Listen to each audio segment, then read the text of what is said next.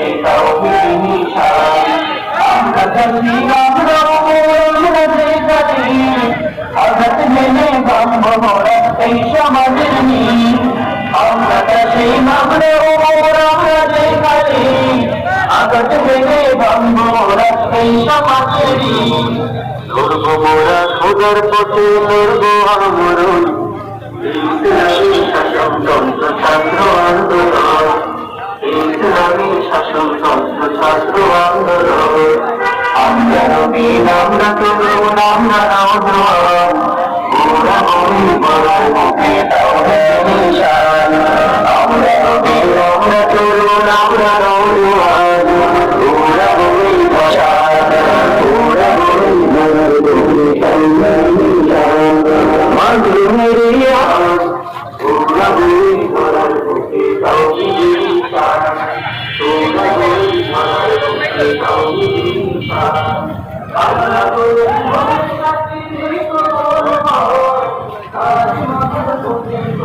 আল্লাহ করে তরুণ আমরা নওজোয়ান ওরা বলি বলার মুখে তাওহীদের নিশান ওরা বলি বলার মুখে তাওহীদের নিশান আইরে জামাল আইরে কিশোর আইরে ছুটি।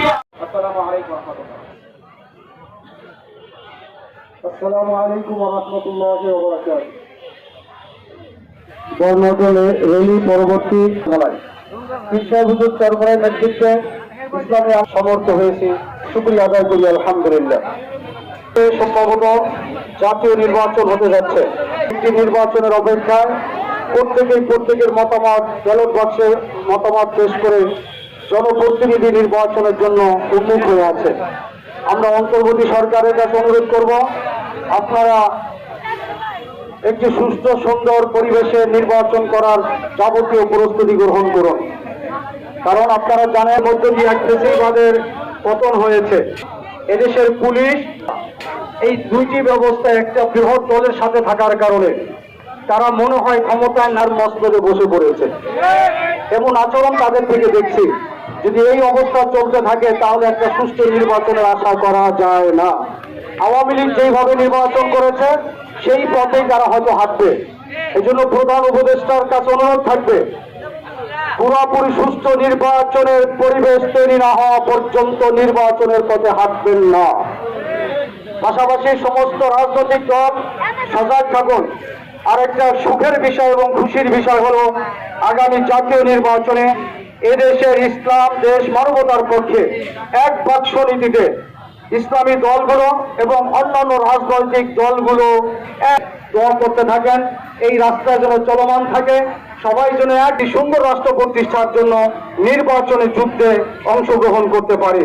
এই জন্য আমি ইসলামী সকল সদস্য কর্মী মুবল্লিগদের অনুরোধ করব, তোমরাই হলো এদেশের ইসলাম প্রতিষ্ঠার তোমাদের আত্মীয় স্বজন, এলাকার মুরব্বী এবং সর্বশ্রেণীর ছাত্র যুবক কৃষক শ্রমিক ভাইদের কাছে তোমরা হাতে ধরবে, পায়ে পড়বে, ইসলামের পক্ষে মানুষকে বুঝিয়ে ভোট দেওয়ার জন্য উৎসাহিত করবে। কি পারবে না ইনশাআল্লাহ? এখন আমাদের কোনো বিশ্রামের সুযোগ নেই। নির্বাচন পর্যন্ত আমাদের আসল লড়াইয়ে থাকতে হবে। সেই লড়াইয়ে দেখা হবে, যুদ্ধ হবে, সেই লড়াইয়ে কথা হবে এবং আগামী নির্বাচনে আমাদের ইসলামের বিজয় হবে। এই প্রত্যাশা করে আজকের আয়োজনের জন্য সংশ্লিষ্টদের ধন্যবাদ জানিয়ে শেষ করছি। ওয়া তাওফীক ইল্লা বিল্লাহ। হাসানা ওয়া কিনা আযাবান নার।